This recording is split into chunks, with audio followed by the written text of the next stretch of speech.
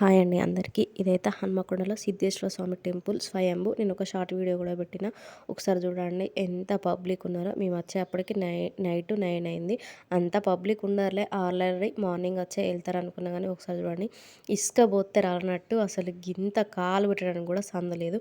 ఒకసారి చూడండి ఎంత పబ్లిక్ ఉన్నారో. మళ్ళీ 5 లైన్లు అట్లా పెట్టిళ్ళు. ఒకసారి అయితే చూడండి, ఫస్ట్ వచ్చిన వాళ్ళు దర్శనానికి ఒక లైన్, మళ్ళీ వచ్చే వాళ్ళకి ఒక లైన్, వచ్చే వాళ్ళకి ఒక లైన్, అట్లా 5 లైన్లలో పెట్టిళ్ళు. లైన్లలో అయితే చాలాసేపు నిల్చున్నాం. ఒకసారి చూడండి ఎంత పబ్లిక్ ఉన్నారో అసలు. ఇక్కడ గుడి ఎంట్రన్స్‌లో కాలభైరవుడు అయితే ఉంటాడు. నాకు ఇక్కడ సిద్ధేశ్వర స్వామి టెంపుల్‌లో ఇదైతే చాలా బాగా నచ్చుతుంది నాకు ఇక్కడ. కాలభైరవుడిని ఇక్కడ గుడి లోపలికి రావగానే ఇక్కడ అది కాలభైరవుడు అయితే ఇట్లా కనిపిస్తాడు మనకు. నాకు మస్తు నచ్చుతుంది ఇక్కడ. ఇక్కడ కొద్దిసేపు ఉండి చూసి దర్శనం చేసుకొని నేనైతే గుడి లోపలికైతే వెళ్తాను. ఎప్పుడొచ్చినా అట్లనే. నేను ఇప్పటికీ ఈ గుడికైతే ఒక 5, 6 సార్లు వచ్చిన సిద్ధేశ్వర స్వామి టెంపుల్‌కి. మన 2 రాష్ట్రాలలో తెలంగాణ, ఆంధ్రలో మన 2 రాష్ట్రాలలో స్వయంభూ సిద్ధేశ్వర స్వామి టెంపుల్ ఎక్కడ లేదు. ఓన్లీ మన హన్మకొండలే ఉన్నది. ఇక్కడ ప్రత్యేకత ఏంటిది అంటే, మనం ఇక్కడ శివలింగం పైన కొన్ని నీళ్లు పోసి అభిషేకం చేస్తే మనం కాశీలో చేసుకున్నంత పుణ్యం అయితే మనకు వస్తుంది. ఒకసారి మళ్ళీ ఇదైతే లోపల చూడండి బయట ఎంతమంది ఉన్నారో మళ్ళీ లోపల లైన్లో కూడా అంతే పబ్లిక్ ఉన్నారు.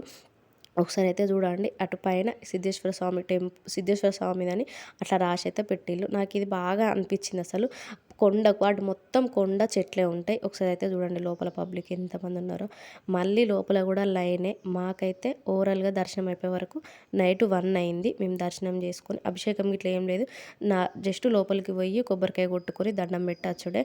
మేము దర్శనం చేసుకున్నాక కాసేపు కూర్చొని మళ్ళీ అటు ఇది మొత్తం కొండ మధ్యలో ఉంటుంది గుడి. అటైతే కొండకు మేము ఎప్పుడు పోలేదు. జస్ట్ ఇక్కడ దేవుడి దగ్గరకు వచ్చి దర్శనం చేసుకొని కొబ్బరికాయ కొట్టుకునే పోయేది. ఇటైతే ఎప్పుడు పోలేదు.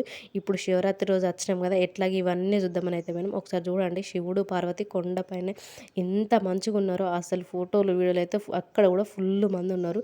నేను అప్పుడప్పుడు ఫోన్లో చూసినప్పుడు అరే మనం కూడా అత్త అయిపోయేది కదా అనుకునేదాన్ని. ఒకసారి అయితే చూడండి ఇక్కడ ఇంకో ప్రత్యేకత ఏంటిది అంటే, సంవత్సరానికి 3 సార్లు ఇక్కడ సూర్యకిరణాలు అయితే శివలింగం పైన అయితే దర్శనం చేసుకుంటాయి. సంవత్సరానికి 3 సార్లు. ఇంకో ప్రత్యేకత ఏంటిదంటే, ఇక్కడ నాగసర్పము కూడా శివలింగాన్ని అయితే దర్శనం చేసుకుంటుంది, కాపలాగా ఉంటుంది. ఒకసారి చూడండి శివుడు చూడండి. ఇక్కడనైతే భూ కైలాసగిరి అంటారు. అది చుట్టూ మొత్తం కొండలే. కొండల మధ్యలో గుడి ఉంటుంది. చాలా బాగుంటుంది. ఒకసారి అయితే శివుడు చూడండి కొండకి ఎట్లున్నాడో. నాకైతే నిజంగా 2 కళ్ళు జారిపోలేదు.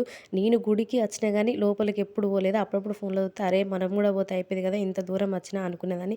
కానీ మేము కార్తీక మాసంలో వచ్చినప్పుడు నేను వత్తులు ఇట్లా కాల్చుకొని ఇక్కడికి వచ్చేప్పటికి 10 అయింది. కొద్దిసేపు మేము అట్లున్నాం. Lights off చేసిళ్ళు.